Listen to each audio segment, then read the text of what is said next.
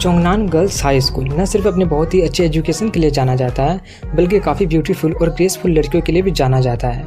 Common people यानी कि लड़कों को उनके बारे में ज़्यादा कुछ नहीं पता है, वो लोग तो इसे किसी हेवन की तरह देखते हैं। लेकिन पिछले साल इस स्कूल ने अपने पॉलिसी को चेंज करके लड़कों का भी एडमिशन लेना स्टार्ट कर दिया था और जब लड़के इसमें एनरोल हुए थे तो लड़कियाँ उन्हें कहीं कभी नहीं छोड़ते थे। वो लड़कों को इतना ज़्यादा मारते पीटते परेशान बुली करते थे कि वो लोग स्कूल छोड़ने के लिए भीख मांगने लगे थे और तब से ये स्कूल लड़कियों के लिए हेवन बन गया और लड़कों के लिए हेल बन गया। लेकिन फिर आया एक बेचारा लड़का जिसे ना चाहते हुए भी स्कूल में एनरोल होना ही पड़ा था। अब ये देखना है कि उसके लिए ये स्कूल नर्क बनता है या फिर स्वर्ग बनता है। कहानी की शुरुआत में दिखाते हैं कि एक चोर एक लड़की का बैग चुराकर भाग रहा होता है और उसका पीछा मेन कैरेक्टर और उसका दोस्त कर रहे होते हैं। तभी उन्हें चोर दिख जाता है जो भागने की कोशिश कर रहा होता है, लेकिन वो लोग उसे पकड़कर धो देते हैं और कहते हैं कि वो दोनों कहाँ गए। तभी वहाँ पर उसकी दूसरी दोस्त फांजी आ जाती है। मेन कैरेक्टर जिसका नाम फेंग होता है वो पूछता है कि तुम छुप कर क्या कर रही थी और सिंसवान कहाँ पर है। वो कहती है कि मैं छुप कर तुम्हारा एक्शन देख रही थी। और बात करें सिंसवान की तो वो हमेशा की तरह फिर से किसी के साथ फ्लर्ट कर रहा होगा। वहीं पर सिंसवान को दिखाते हैं जो सच में वही कर रहा होता है। वो उस लड़की से बोल रहा होता है कि ज़्यादा चिंता मत करो, मेरे दोस्त जल्दी ही तुम्हारा बैग लेकर आ जाएंगे, लेकिन तब तक के लिए क्या तुम मेरे साथ ड्रिंक पर चलोगी। उसे फ्लर्ट करता देखकर उसके दोनों दोस्त आकर उसका धुलाई करना शुरू कर देते हैं और वो उन्हें खुद को छोड़ देने के लिए बोल रहा होता है। तभी फैंग उससे उसका बैग लौटाते हुए पूछता है तुम्हारा नाम क्या है। वो अपना बैग लेकर उसे थैंक्स बोलती है और अपना नाम बताती है कि मेरा नाम हान्यू डिंग है और मैं चोंगनान गर्ल्स स्कूल में पढ़ती हूँ और उन्हें अपने साथ डिनर के लिए इनवाइट करने के लिए पूछती है। वो कहता है इसकी कोई जरूरत नहीं है और वैसे भी तुम आराम से घर चली जाओ। ये सुनकर सिंसवान कहता है क्या सच में हम लोग उसे ऐसे ही जाने दे रहे हैं, यही मौका है, उसके जैसा अमीर लड़की फिर कहाँ मिलेगी। तभी वो लोग उसे अजीब नजरों से देखने लगते हैं, इसलिए वो कहता है मैं तो बस मजाक कर रहा था। तभी फांजी कहती है मैं तो भूल ही गई कि मैं एक गाना लिखी हूँ। ये सुनकर वो लोग समझ जाते हैं कि वो लोग गए क्योंकि वो बहुत ही बेकार गाती है और तभी वो गाना गाना शुरू कर देती है जिससे उनका कान फटने लगता है। उससे बचने के लिए सिंसवान ये बोलकर वहाँ से भाग जाता है कि मैं तो भूल ही गया था कि मेरे घर में आग लग गया है और दूसरा दोस्त भी ये बोलकर भाग जाता है कि मैं तो भूल ही गया था कि मेरी गर्लफ्रेंड ने मुझ पर चीट किया है, इसलिए मुझे जाना होगा। और अकेला फैंग बच जाता है। उन्हें भागते देखकर फांजी का दिमाग बहुत ही ज्यादा खराब हो गया होता है, लेकिन फैंग वहाँ पर फंस गया होता है। उसे देखकर वो बोल रही होती है कि सिर्फ तुम ही मेरी फीलिंग्स को समझ सकते हो और तभी उसे उसकी मदर कॉल करके बुला लेती है, इसलिए वो कहता है मुझे भी जाना होगा। ये बोलकर वो भी भाग जाता है और बताता है कि मेरे घर में 4 लोग रहते हैं, मम्मी पापा मैं और मेरी छोटी बहन। इतना बताकर वो अपने घर पहुंच जाता है और चिल्लाते हुए पूछता है क्या हुआ। उसकी मम्मी कहती है कि तुम्हारे पापा को। तभी उसके फादर उसके बात को वहीं पर काटते हुए कहते हैं फेंग बेटा अब तुम 18 साल के हो गए हो, अपने मम्मी और बहन का ख्याल रखना, मुझे जाना होगा। ये सुनकर वो शॉक हो जाता है और उसका सैडनेस मैक्सिमम लेवल पर पहुंच जाता है और वो उन्हें गले लगाकर रोने लगता है और बोलता है कि इतनी जल्दी हार मत मानिए, मॉडर्न मेडिकल साइंस बहुत ही ज्यादा डेवलप हो गया है, अब किसी भी तरह का कैंसर का इलाज संभव है। ये सुनकर वो फैंग को थप्पड़ मारते हुए खुद से दूर करते हैं और कहते हैं अबे वो कैंसर कैसे हो गया है, मैं तो बिल्कुल ठीक हूँ। फैंग कहता है अगर कैंसर नहीं हुआ है तो फिर क्या हुआ है। उसकी मदर बताती है कि आज से 10 साल पहले तुम्हारे पापा क्रेडिट कार्ड से 10 युवान ओवरड्राफ्ट किए थे और अब उन्हें 1 मिलियन युवान पे करना है। ये सुनकर वो काफी ज्यादा शॉक्ड हो जाते हैं कि 1 मिलियन। वो आगे बताते हैं कि इसलिए मैं मिड ईस्ट में काम करने जा रहा हूँ क्योंकि वहाँ का सैलरी थोड़ा सा ज्यादा है। फैंग कहता है अगर वहाँ गए तो लौट कर आना बहुत ही मुश्किल होगा, अगर पैसे की बात करें तो कोई ना कोई दूसरा रास्ता जरूर होगा। ये सुनकर उसके पेरेंट्स खुश हो जाते हैं क्योंकि वो लोग यही चाहते थे और वो लोग उससे कहने लगते हैं कि ये हुई ना मेरे बेटे वाले बात। ये देखकर वो समझ जाता है कि अब वो फंस गया है, इसलिए वो कहता है डिटेल को छोड़िए और ये बताइए कि मुझे करना क्या है। वो लोग कहते हैं सिंपल है, तुम्हें नेक्स्ट टर्म के लिए चोंगनान गर्ल्स स्कूल में पढ़ना होगा। ये सुनकर वो काफी ज्यादा शॉक्ड हो जाता है और कहता है कि कर्ज चुकाने के लिए मुझे उस स्कूल में जाने की क्या जरूरत है।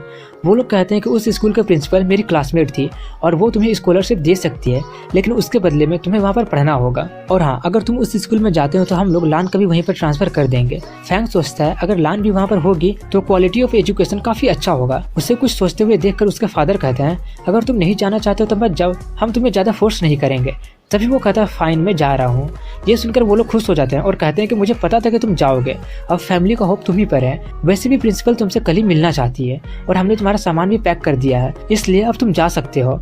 वो जाकर देखता है कि सच में वो लोग उसका सामान पैक कर दिए होते हैं और वो वहीं पर बैठकर सोचने लगता है कि 5 महीने पहले जब मैं उसी रास्ते से जा रहा था तब एक लड़का वहां से भागने की बहुत कोशिश कर रहा होता है, लेकिन वो नहीं भाग पाया था। और 4 महीने पहले भी जब मैं वहां से जा रहा था तब भी एक लड़का भागने की कोशिश कर रहा था, लेकिन वो नहीं भाग पाया था। और 3 महीने पहले जब मैं वहां से जा रहा था तब भी एक लड़का भागने की बहुत कोशिश कर रहा था, लेकिन वो भी कामयाब नहीं हो पाया था। वो सब देखकर फैंग काफी ज्यादा घबरा गया होता है और सोच रहा होता है कि मुझे तो वहाँ पर 2 साल बिताना होगा। तभी उसे याद आता है कि वो तो लान को बताना भूल ही गया, इसलिए वो जाकर डोर नॉक करता है। वो कहती है तुम यहाँ पर क्या कर रहे हो। वो कहता है तुम्हें तो पता चल ही गया होगा कि अब हम दोनों CNG स्कूल में पढ़ने वाले हैं। वो कहती है कि तुम मुझे वहाँ पर अपना बहन ना ही बुलाना तो तुम्हारे लिए अच्छा होगा, क्योंकि मेरा उन मर्डरर्स के साथ कोई भी लेना देना नहीं है। ये बोलकर वो दरवाजा बंद कर लेती है। ये देखकर वो सोचता है कि शायद उस चीज को लेकर वो अभी भी मुझसे काफी ज्यादा नाराज है। इसके बाद दिखाते हैं कि फैंग एक सपना देख रहा होता है कि वो उन चुड़ैलों के हाथों से बच नहीं पा रहा होता है, लेकिन तभी अचानक वो घबराकर उठ जाता है और सोचने लगता है वो कितना ज्यादा अजीब सपना था। तभी उसकी मदर कहती है कि नए स्कूल के प्रिंसिपल से मिलने का टाइम हो गया है। वो कहता है ठीक है मैं जा रहा हूँ। तभी वो अपना लगेज लेकर स्कूल चला जाता है और उसे देखकर बोल रहा होता है तो ये स्कूल है। फैंग को देखकर सभी गार्ड्स बोल रहे होते कि इसे पता नहीं है कि ये किस नर्क में आ गया है। ये सब सुनकर उसका दिमाग बहुत ही ज्यादा खराब हो रहा होता है, लेकिन वो उनके मुंह के सामने कुछ भी नहीं बोलता है। तभी वो काफी ज्यादा सीढ़ियां चढ़ने के बाद प्रिंसिपल के ऑफिस में पहुंच जाता है और अंदर जाते हुए कहता है कि हेलो प्रिंसिपल, मैं फैंग कीन हूँ। तभी वो कहती है कि बहुत ही दिनों बाद मिल रहे हैं फैंग। इतना हॉट प्रिंसिपल देखकर उसका गाल टमाटर जैसा लाल होने लगता है और तभी वो फैंग के करीब आती है और उसे अपने सीने से लगा लेती है और कुछ देर तक वैसे ही रखने के बाद हटाती है और कहती है कि तुम काफी ज्यादा ग्रो हो गए हो। ये देखकर वो चौंक गया होता है और साथ में बहुत ही ज्यादा एम्बैरस भी हो गया होता है और पूछ रहा होता है कि प्रिंसिपल आपको मुझसे क्या चाहिए। वो कहते हैं तुम भूल गए, पहले जब भी तुम मुझसे मिला करते थे हमेशा यही करते थे और जब तुम बोलना शुरू किए थे तब तुम मुझे अपना मॉम बुलाते थे। वो चिल्लाने लगता है कि ऐसा कुछ हुआ ही नहीं था। तभी वो कहती है मैं तो बस तुम्हारा टेस्ट ले रही थी।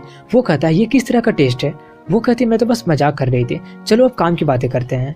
ये बोलकर वो उसे कॉन्ट्रैक्ट साइन करने के लिए देते हुए कहती है कि मैं तुम्हें आज यहाँ पर यही कॉन्ट्रैक्ट साइन करने के लिए बुलाए हूँ और उसमें से 2 रूल काफी ज्यादा इंपॉर्टेंट है। पहला रूल होता है कि वो किसी भी लड़की पर वायलेंस यूज नहीं कर सकता है और दूसरा होता है कि वो किसी भी लड़की के साथ रिलेशनशिप भी नहीं बना सकता है। सॉन्ग आगे कहती है दूसरा रूल काफी इंपॉर्टेंट है क्योंकि हम लड़कों को फ्लर्ट करने के लिए रिक्रूट नहीं करते हैं। फैंग कहता है चलो ये तो ठीक है, लेकिन मैं एक लड़का हूँ और वो लोग मुझ पर हमला करेंगे और मैं सिर्फ डरपोक के जैसा भागते रहूंगा। वो कहती है अगर ऐसी बात है तो तुम अपना बचाव कर सकते हो। फैंग पूछता है लेकिन अचानक ये स्कूल लड़कों को रिक्रूट करना क्यों शुरू कर दिया। वो कहती है कि लड़कियां पूरे दिन लड़कियों के साथ ही टाइम बिताती है, इसलिए उनके बीच में वायस पैदा हो गया है। ज्यादातर लड़कियां यही सोचती है कि सभी लड़के जर्क होते हैं और साथ ही में वो लोग सेम एज के लड़कों से कांटेक्ट भी नहीं कर पाते हैं।